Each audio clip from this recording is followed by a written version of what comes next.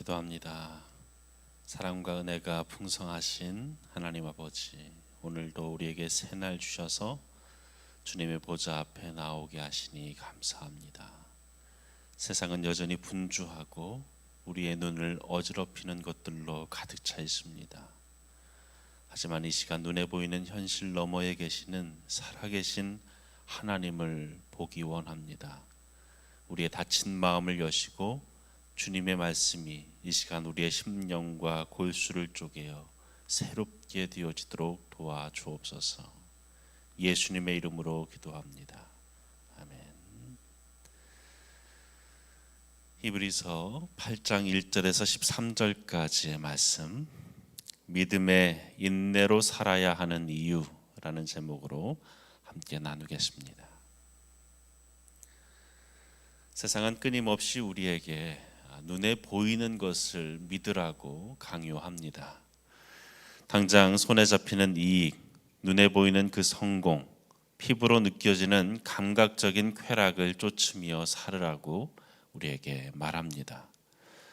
이런 세상의 흐름 속에서 보이지 않는 그 하나님을 믿고 또 보이지 않는 하나님 나라를 소망하며 산다는 것은 결코 쉬운 일이 아닙니다. 때로는 그것이 어리석은 일처럼 보이고, 때로는 내가 정말 손해보는 것 같고, 때로는 끝없는 기다림 속에 지치기도 하지요. 그래서 우리에게 정말로 신앙생활을 하면서 필요한 것은 인내입니다. 그렇다면 여러분, 도대체 무엇이 우리로 하여금 이 척박한 현실 속에서도 이 믿음을 포기하지 않고 인내하도록 만듭니까? 그저 무조건 참으면 되겠습니까? 아닙니다. 우리의 인내에는 분명한 근거가 있다는 것이죠. 오늘 히브리서 기자는 우리가 믿음으로 인내하며 살아야 할 그 이유, 근거에 대해 말씀합니다. 오늘 말씀을 통해서 흔들리지 않는 그 믿음의 근거를 이 시간 다시금 확인하고, 또 오늘 한날 그러한 확신 속에 인내로 살아가는 저와 여러분 되기를 바랍니다. 첫째로 우리가 믿음의 인내로 살 수 있는 이유는 참 장막에서 섬기는 대제사장이 계시기 때문입니다. 본문 1절과 2절을 보면 지금 우리가 하는 말의 요점은 이러한 대제사장이 우리에게 있다는 것이라. 그는 하늘에서 지극히 크신 이의 보좌 우편에 앉으셨으니 성소와 참 장막에서 섬기는 이시니라.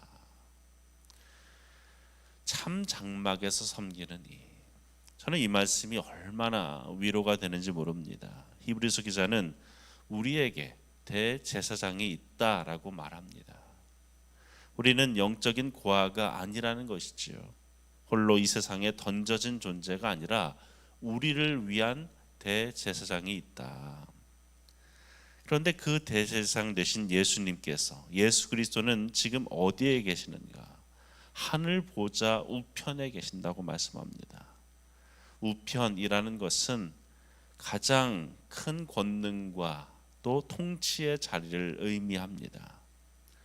곧 온 우주를 다스리시는 그 하나님 곁에서 가장 강력한 권세를 가지고 계신 분, 그분이 바로 우리 주님이십니다.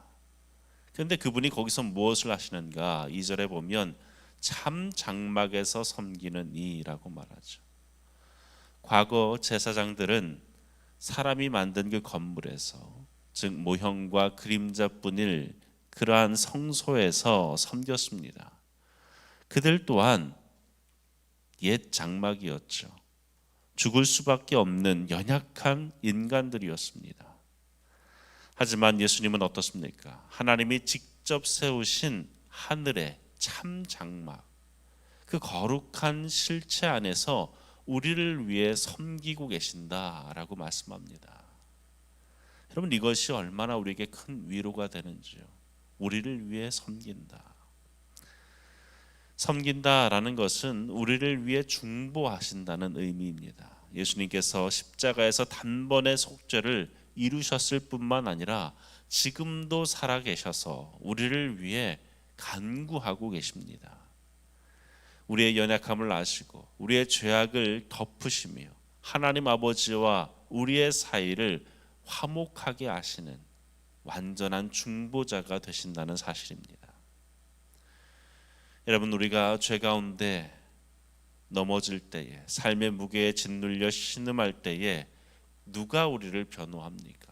바로 하늘 성소, 그곳에 계신 예수님께서 우리를 위해 중보하고 계십니다.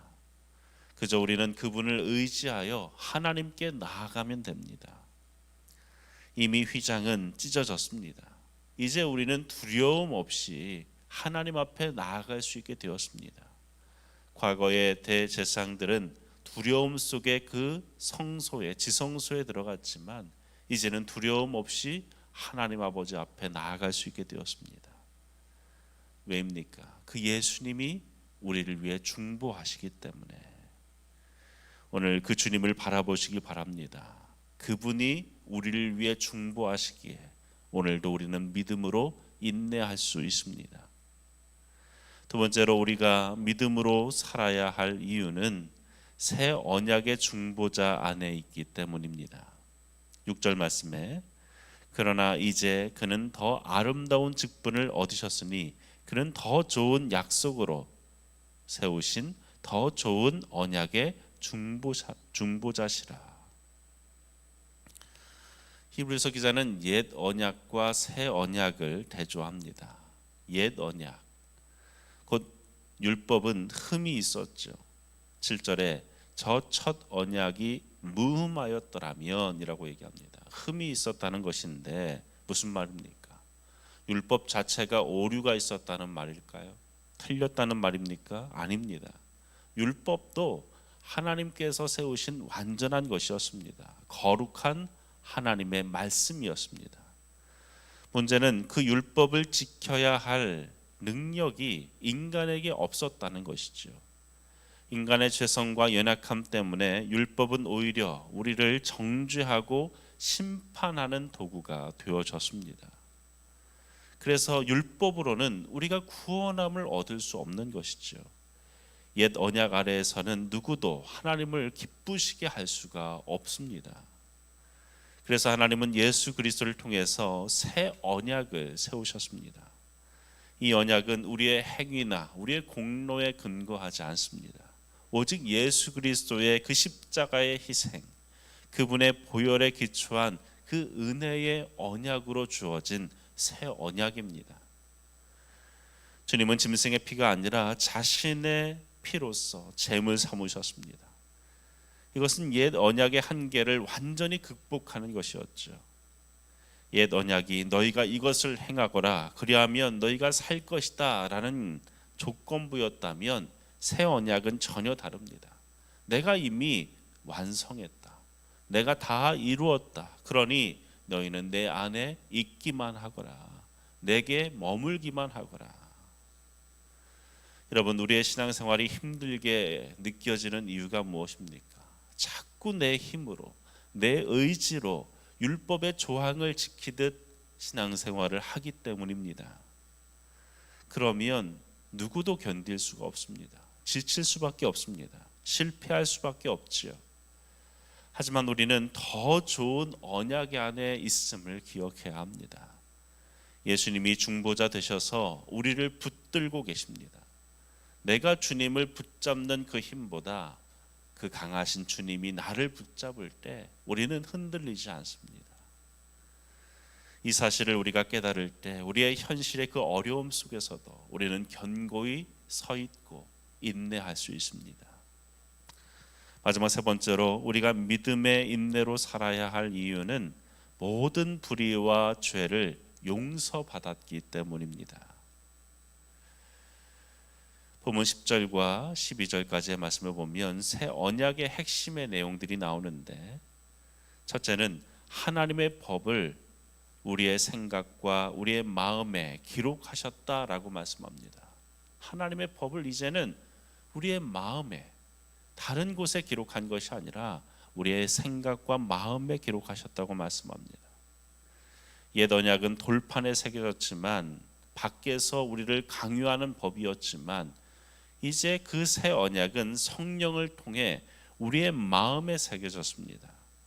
그래서 억지로 순종하는 것이 아니라 우리의 내면에서부터 우러나는 그 은혜로서 우리는 순종하며 살게 되어집니다.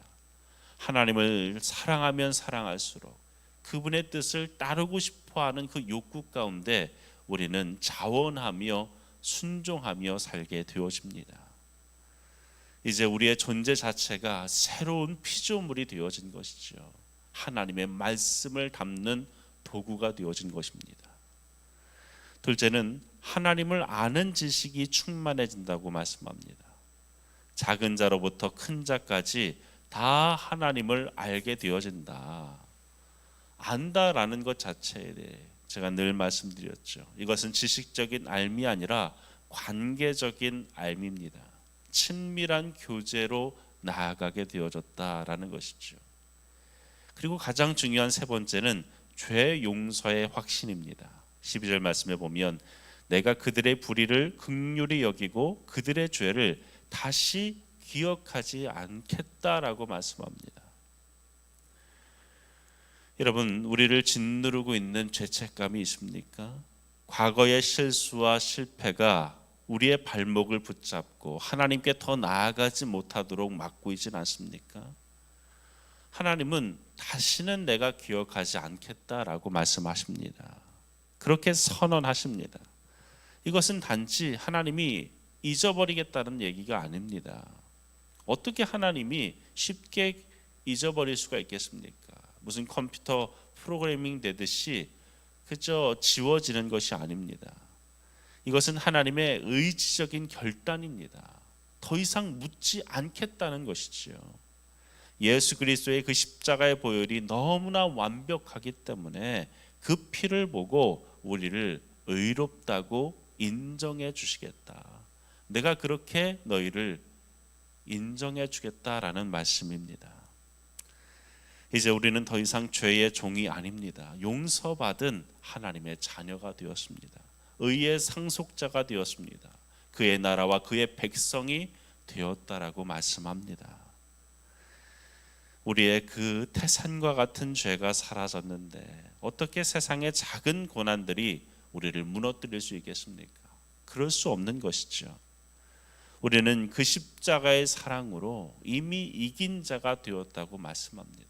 예수님이 이미 이기셨기 때문에 우리도 이긴 자가 될 수밖에 없다고 말씀합니다. 그러므로 여러분, 죄의 문제로 혹은 현실의 고난으로 뒤로 물러나지 않길 바랍니다. 용서의 은혜를 의지하여서 담대히 은혜 가운데 나아가는 저와 여러분 되기를 바랍니다. 이제 우리를 더 이상 정죄할 자가 없다라고 말씀합니다. 그리스도 예수 안에 있는 자에게는 결코 정죄함이 없나니라고 사도 바울은 선언했습니다. 이 놀라운 은혜가 우리를 다시 일으켜 세우고 믿음의 경주를 완주하게 도우실 것입니다.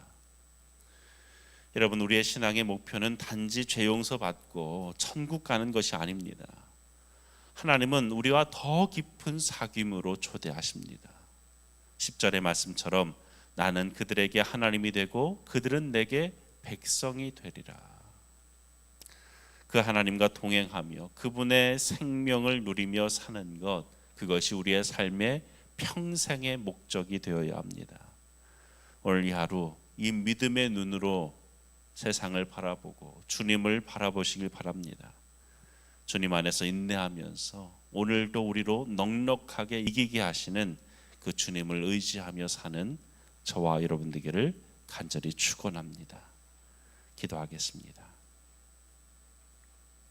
아버지 하나님, 감사합니다. 눈에 보이는 세상의 힘에 눌려 낙심하기 쉬운 우리에게 영원한 대제사장 예수 그리스도를 바라보게 하시니 감사합니다. 하늘 보좌 우편에서 우리를 위해 간구하시는 주님이 계시기에 우리가 다시금 주님 앞에 설 수 있음을 고백합니다. 내 힘으로는 지킬 수 없었던 그 율법의 요구를 내 안에 오신 성령님을 통해 이루어 가게 하시는 은혜에 감사합니다. 우리의 죄를 기억하지 아니하시는 그 사랑에 감격하며 오늘 하루도 기쁨 가운데 순종하며 살게 하여 주옵소서. 어려운 현실 속에서도 믿음의 인내를 온전히 이루어 하나님께 영광 돌리는 삶이 되게 하여 주옵소서. 예수님의 이름으로 기도합니다.